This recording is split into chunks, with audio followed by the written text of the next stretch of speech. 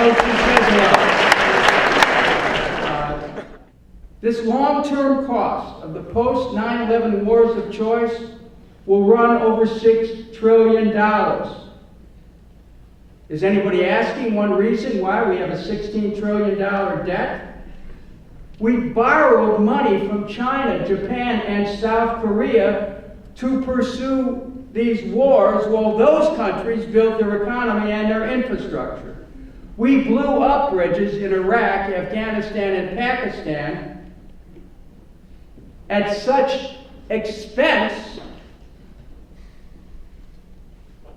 that we are now preaching austerity here at home, unwilling to face the fact that America has over $2 trillion in infrastructure needs, which have not been met. Unwilling to invest in America, all too willing to invest in wars.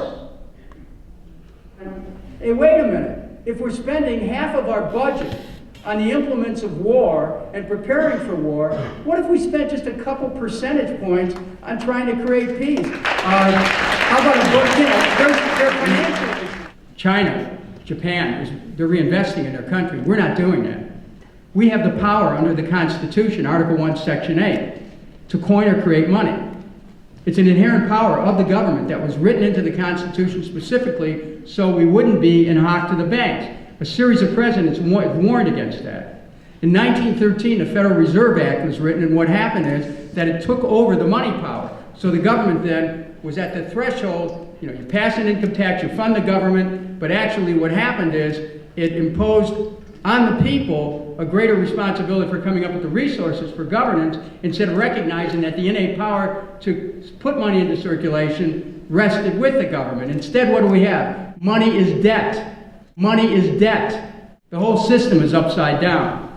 So this is, you start thinking about money and how a different concept of money could start to change things. We have the power right now to get our way out of these doldrums, to put America back to work, to reject austerity as a way of life, and to stop the raid on Social Security and any of the other programs.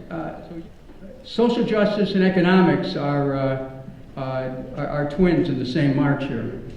Thank you. Washington, after Buckley versus Vallejo, and which basically said that money equals free speech, and Citizens United, which gave corporations the ability to contribute corporate dollars into federal campaigns. What's happened is the whole thing's an auction. And the candidates that are often brought forward are the candidates who went to the highest bidder. Now, does that mean they're all crooks? Absolutely not. It means that the system is a rotten system, and if we're going to free our country from this stigma of pay to play, the only way we can do it is a constitutional amendment that would stop all private funding of elections.